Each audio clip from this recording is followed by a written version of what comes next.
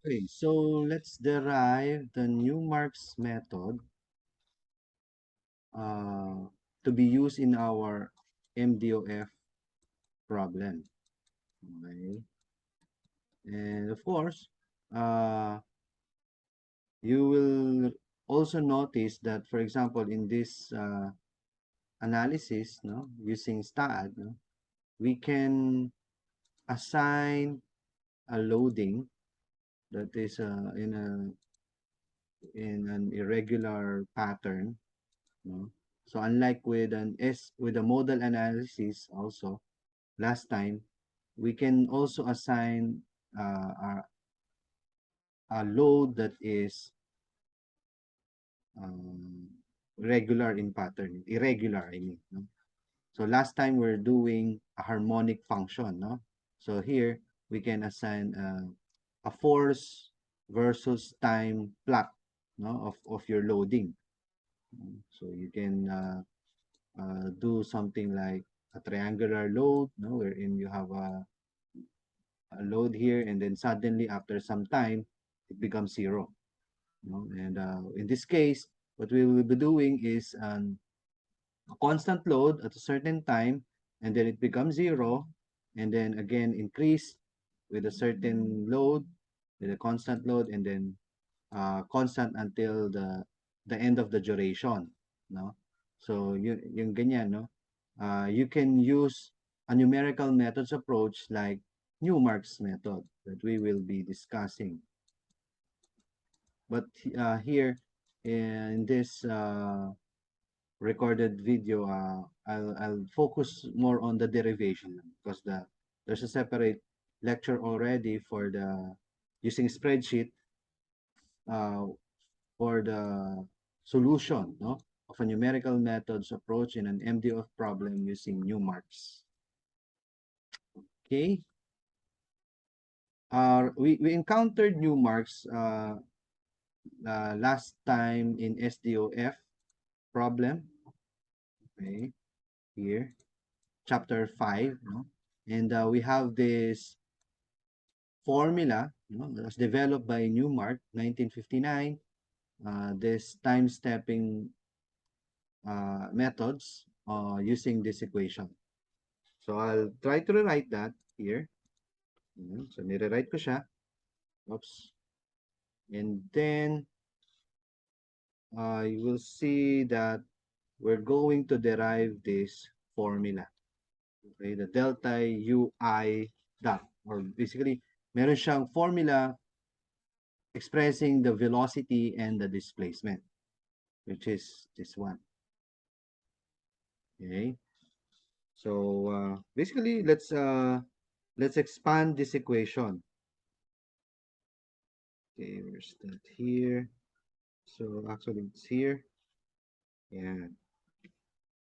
If we expand that, so I have, yeah, so what happened? UI plus 1 dot is equal to UI dot plus um, ito, this will be distributed in these two, no, with a common factor UI double dot, no? So that will be delta T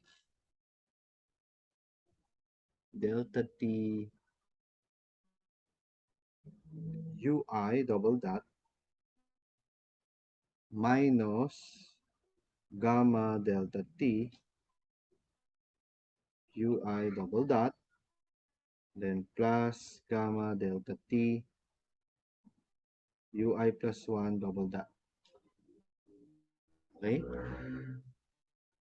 Now, uh, these two, no, if we find the difference of these two, basically that's your delta UI dot, right? So we can rewrite that as delta ui dot, or the changes, no, in the velocity. So it's equal to, oops, wait. I'm going to put that here. So combine that there. Then equal to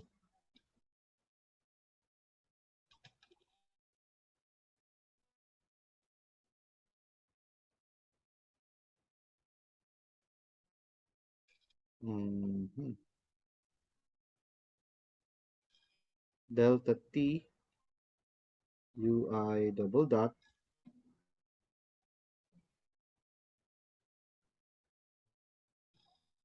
and then we can combine these two, right? Uh,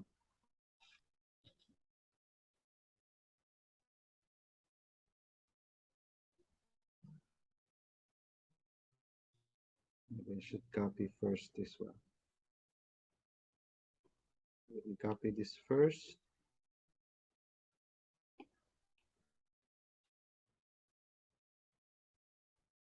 Copy this, and then paste here. And so basically, we've already get this one as this, right? So delta t ui double dot is this one. Now we're going to find this term here. So that is your ui double dot. Okay.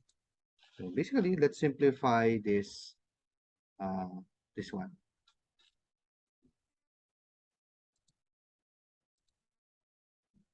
So if I simplify that, that will be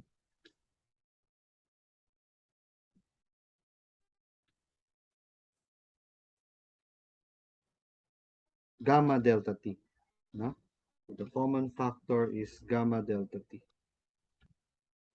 So we're done here.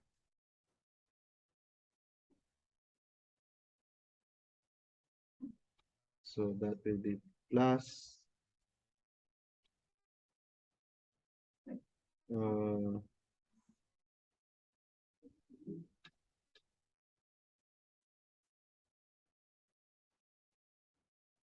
that will be negative ui double dot plus ui plus 1 double dot with the common factor of gamma delta t, right? Common factor is this one. This one. Okay. And then we can express this term here as the changes in the acceleration, like that. And then further, delta ui dot is equal to delta t ui double dot plus gamma delta t delta ui plus, sorry, ui double dot. Okay, so this one here, so here, this one. Okay, so we were able to derive this. We established this formula.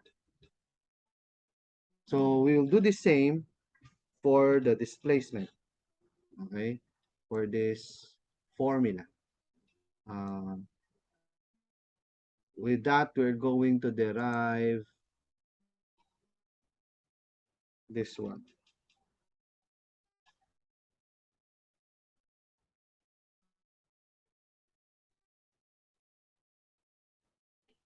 Copy this.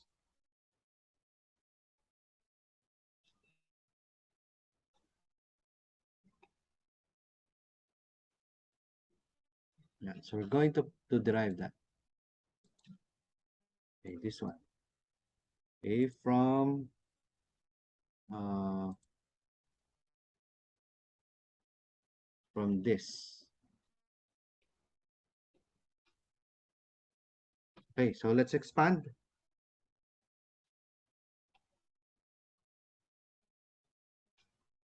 So that will be ui plus 1. Basically, this one can already be written as the changes, no? Delta u. Okay? So that will be delta ui is equal to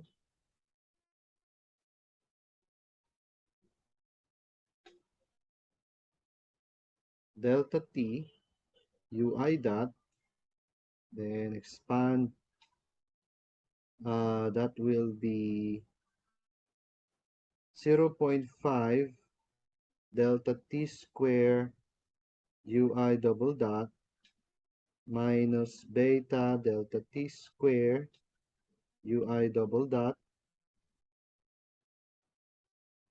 So I'm here. So in-expand ko yan, no? Then next, let's expand this, which is, that is uh, as is already, no? So plus beta delta t square ui plus 1 double dot. And kagaya nung sa kanina, dito sa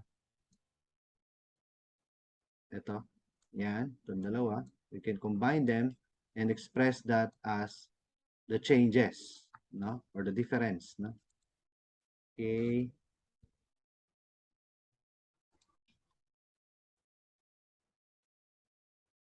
So that will be, so actually we're already done here. Na-derive na natin tong term na to. Okay. Which is this one.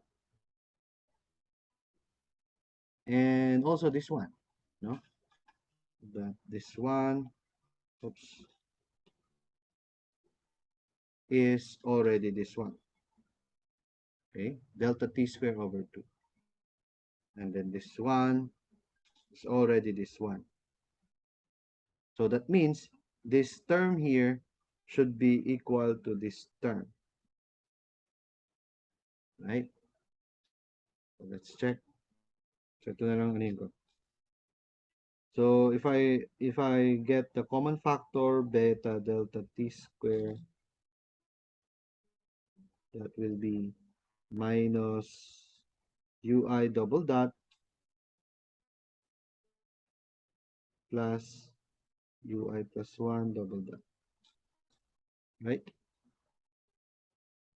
So common factor of that is this beta delta t square.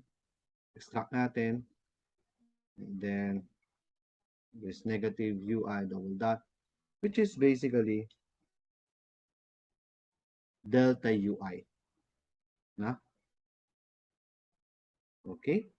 So that means we've established this formula and this formula, right? Sige, I'll let you look at it. So since we've already established these two, we'll be going to use that here. Which is ito yun. Yeah, these two. And if we rearrange this, or this one, okay, we can get the formula of delta ui into this.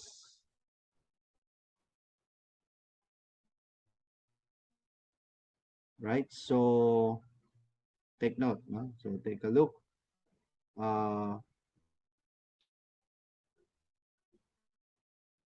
So delta ui, basically, may iwan to, no? May iwan, sorry. May iwan tong term na to. So ibig sabihin, itong beta delta t square will be transposed on the other side. Right? That's why itong delta ui nagkaroon ng beta over delta t squared. Okay?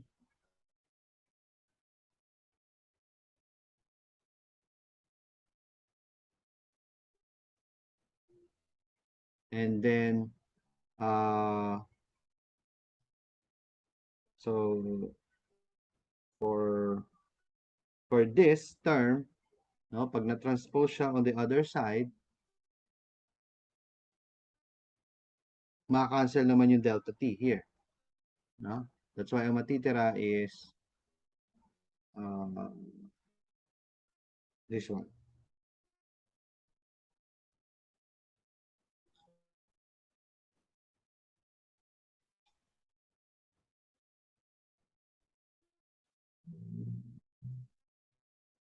So delta ui, this one. Sorry, ito pala. This one, titira ito. Ma-cancel yung delta t, right? And then here, ma-cancel delta t, ito matitira. After transposing ito. Okay? So we've already established these three. Then we'll be using, or rather, this is your velocity. Ito is acceleration. No? And using the equation of motion, mu double dot plus cu dot plus ku will we will substitute that here, no? And then the delta ui here.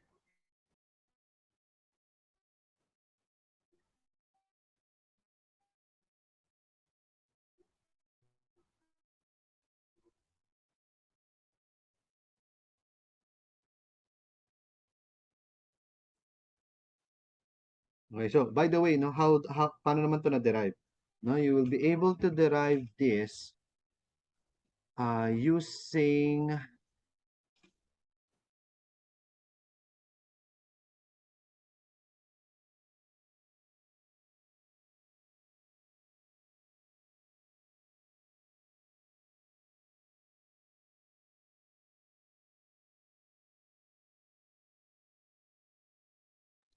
yan. If you substitute this here, no, you will be able to derive this.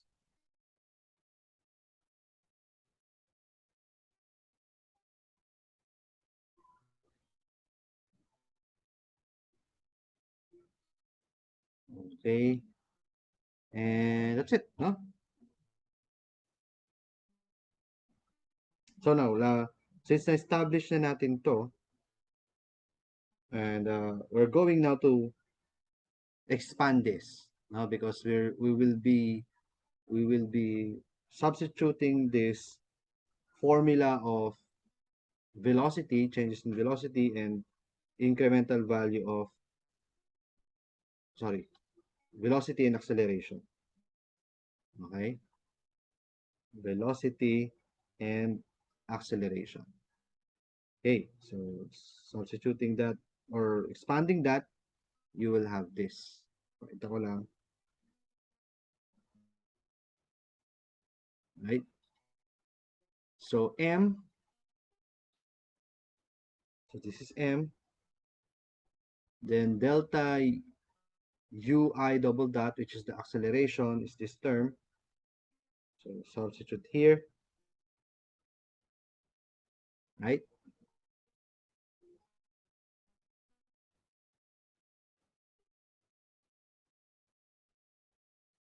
And then C, then delta ui, the velocity, substitute here, okay, plus k delta u equals delta p, which is this. Okay, so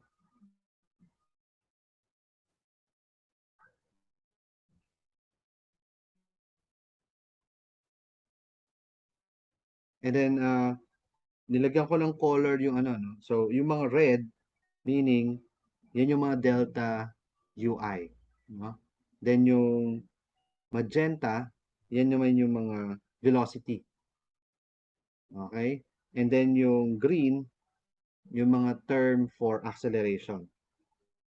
Okay? Para madaling ma-distinguish. Okay? So, yeah. So, of course, i-distribute natin sila. No?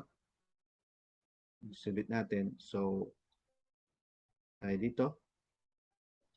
So, when we distribute the term for delta UI, for the displacement, so you will observe yung mga common term, or rather yung mga factors niya will be this one, right? M over beta delta t square, which is this one. M over beta delta t square. Next, on the side, ito naman siya. C gamma over beta delta t. C gamma over beta delta t. Right? So we're done with delta UI. Next is yung mga factor ni velocity. No? Velocity. So you will have M over beta delta t. Right? So that's M over beta delta t. So next on this side, the factor for velocity is C and gamma beta. C gamma over beta. Right? So you have C gamma over beta for velocity. And last, for acceleration, no? Acceleration. So its factors will be M over 2 beta, right? M over 2 beta, just this one. M over 2 beta. Okay? And then on this side, yung factor ni acceleration is C and delta T 1 minus gamma over 2 beta. So C delta T 1 minus gamma over 2 beta. Okay? And then rearrange, algebra lang, no? Rearranging that. As you notice, we still have delta U displacement here. So, mako-combine itong K with this 2. Right? And then finally, you'll have this. K plus M over beta delta T square plus C gamma over beta delta T. Okay? As a factor of delta U, or the displacement. And of course, alabas, when you transpose this whole term on the other side, you'll have this. Okay? You transpose that on the other side, because we can express that as formula as K delta UI equals delta P hat. Right? In general, no? K hat delta U is equal to delta P hat. So this will be your K hat, and then this is your delta P hat.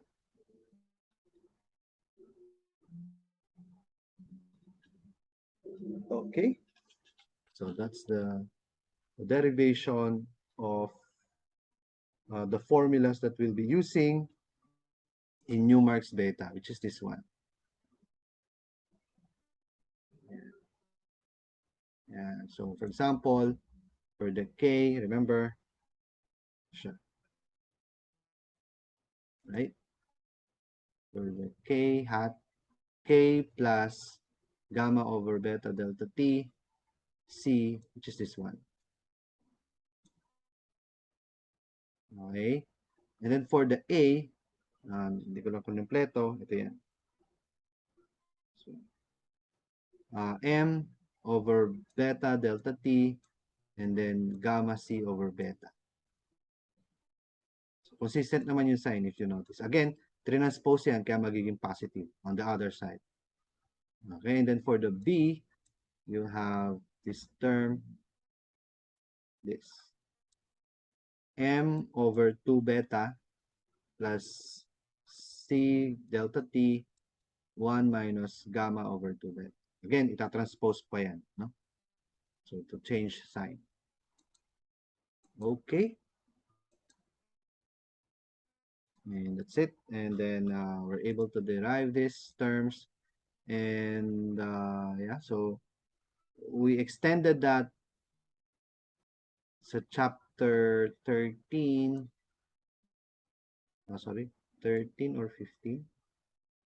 Yeah, numerical evaluation here for MDOF. And you will observe naman yung similarity, right? For example, for the K, naka-matrix na kasi itong mga to. Right? Yan. So, ganun pa rin naman. K plus M. Yan. Beta delta T square. C gamma over beta delta T. Then for the A, ganun pa rin.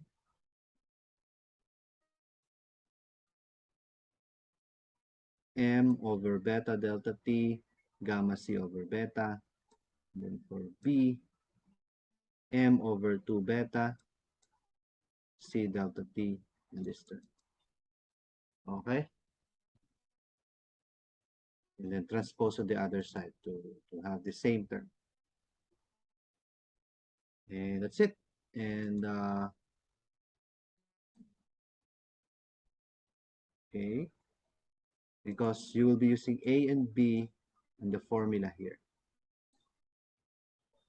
Okay, so basically we express this yeah, parang general niya is this one. This is the delta P, you have A, and then you have P. Then this is the velocity Q, acceleration Q vector. Kasi tayo, naka-ano tayo, naka-SDOF notation yan eh.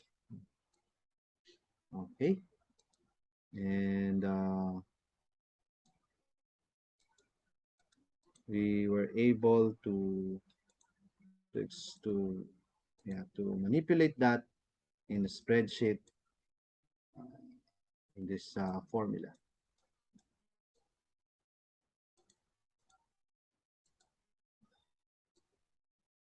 So that's the derivation of these formulas that we are using in our spreadsheet utilizing Newmark's beta method.